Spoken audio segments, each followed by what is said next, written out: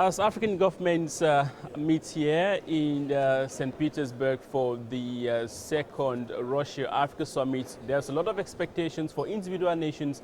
There's equally lots of expectation as a continent as a whole. The outcome of this summit is what many are expecting that should benefit them as individual nations or as a continent as a whole. We have the privilege to meet with a Zambian Member of Parliament in the person of Honorable CHANDA.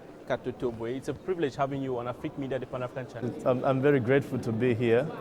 Yes, and I would want to support the African agenda for industrialization of Africa. Yeah, you are from Zambia. What expectations do you have, and how important is this summit to your country? It's a very important summit, especially with the industrialization of Zambia and Africa at large. African countries, or Zambia in particular, must look at industrialization in order to create jobs for our many youths who continue having to lead lives of joblessness and in abject poverty.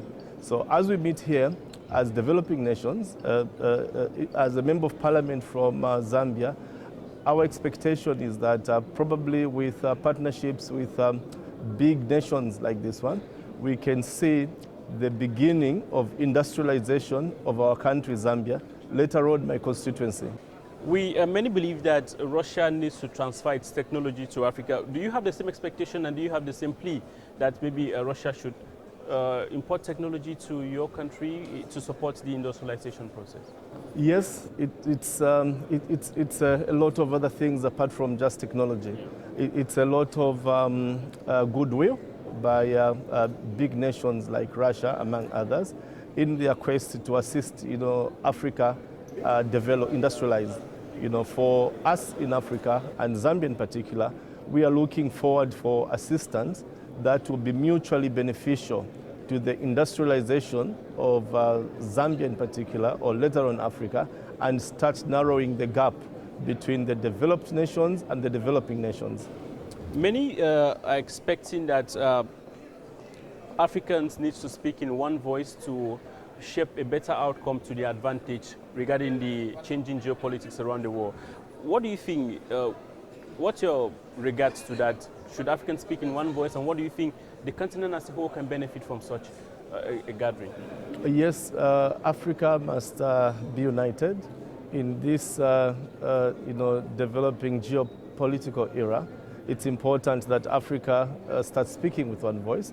As you are aware, Africa is a source of huge raw materials for developing nations' economies to thrive.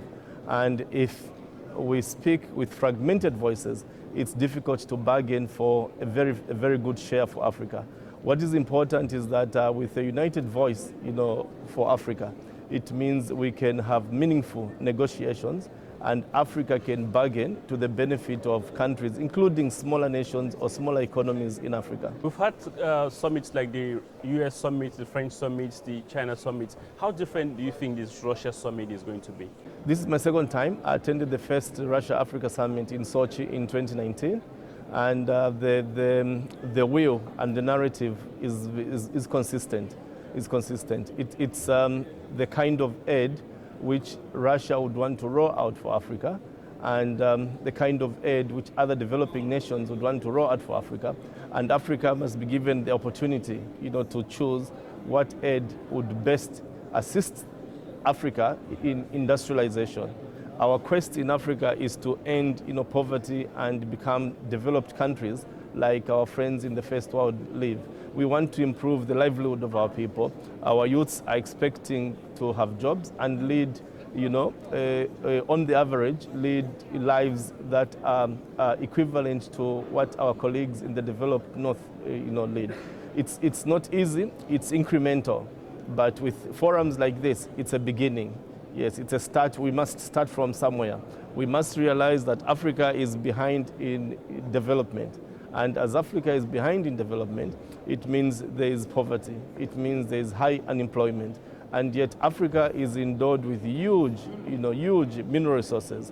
Naturally, all the bigger nations would want to get a better deal from Africa.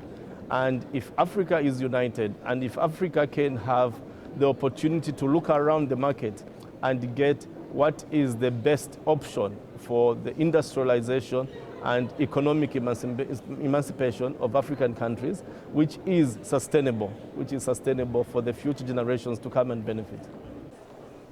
Honorable CHANDA KATOTOBWE, Member of Parliament for Zambian National Assembly, we appreciate you for talking to Afrique Media, the Pan-African channel. I'm very grateful to be here. I'm here representing the people of Luapula constituency. What message will you have for them? You are attending this summit here. I'm looking for my constituency to industrialize and develop. It's a very ambitious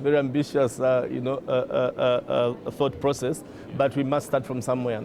My constituency in Zambia is in the northern part of Zambia, and it borders, it's in the northern part of Zambia, which borders Congo.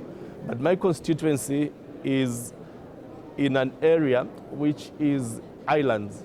It's in a wetland. So my constituency is in what is called the Bangweulu wetlands, and there is no motor vehicle which reaches there. My constituency is only serviced by marine transport and helicopters, which my people can't afford. So as I'm here, I'm looking for which would be the best possible option to take development to my constituency and uplift the welfare of my people in Luapula constituency. We wish you all the best. I thank you very much. I'm very grateful.